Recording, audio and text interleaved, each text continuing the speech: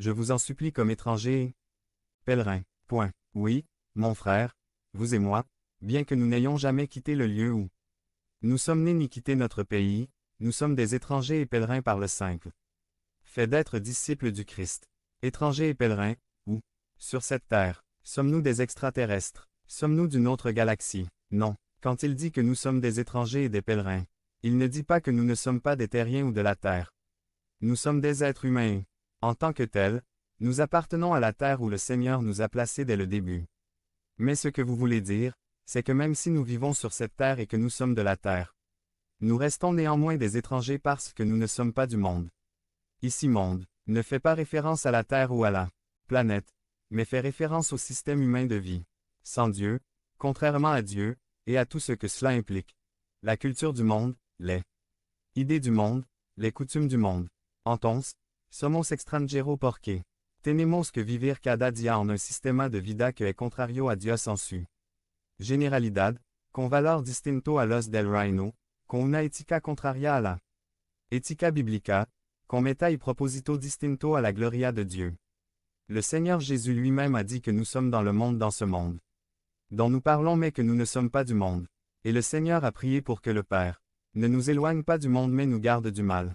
Notre citoyenneté est au ciel, mais un jour, le ciel et la terre fusionneront, à la venue du Seigneur. Dans le nouveau ciel et la nouvelle terre, et notre pèlerinage sera terminé et nous serons rentrés chez nous. Mais pendant que cela se produit, nous devons continuer à apprendre à vivre en tant qu'étrangers et pèlerins. Comment le Seigneur veut que son peuple vive son pèlerinage dans le monde. Pour commencer, un passage de l'Ancien Testament peut nous être très utile. Couvrant une époque où le peuple du Seigneur était en exil à Babylone et a reçu une lettre du prophète Jérémie qui lui donnait des instructions de Dieu sur la façon de vivre à cette époque du Seigneur, l'exil, tandis que le jour du retour arrivait. Pour donner un peu de contexte, nous devons dire que dès le début de la loi de Moïse, il a été averti que la peine maximale contre le péché d'Israël serait l'exil. Dieu expulserait de la terre, dans une sorte de purge, son peuple infidèle qui avait atteint la limite, et avec le temps, cela s'est produit, bien sûr, cela ne s'est pas produit immédiatement. Parce que Dieu est un Dieu lent à la colère et grand en miséricorde, mais le moment est venu après des années et des années de patience de la part de Dieu, et d'abord du nord, le royaume fut exilé par les Assyriens.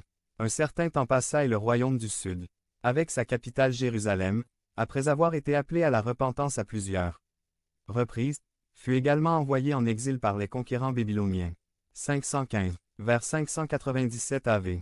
Jérémie envoie une lettre à certains des premiers groupes déportés à Babylone. Plus tard, en 586 AV, J.C. il y eut la destruction de Jérusalem et du temple et la déportation massive vers Babylone. Mais à ses premiers pèlerins dans les terres babyloniennes, Jérémie dit de la part de Dieu. Jérémie 29, 4 à 7.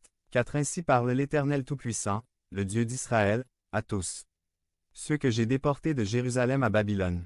5 Construisez des maisons et habitez-y. Plantez des jardins et mangez leurs fruits. Si mariez-vous et ayez des fils et des filles, et ils marieront leurs fils et leurs filles, afin qu'ils leur donnent à leur tour des petits-enfants. Multipliez-la, et ne diminuez pas. C'est rechercher également le bien de la ville où je vous ai déporté, et priez l'Éternel pour cela, car votre bien dépend du bien de la ville. La première chose que l'on remarque, c'est que c'est Dieu qui parle aux pèlerins. C'est le Seigneur, Tout-Puissant, le Dieu d'Israël. Et ce Dieu assume la responsabilité du fait qu'ils sont là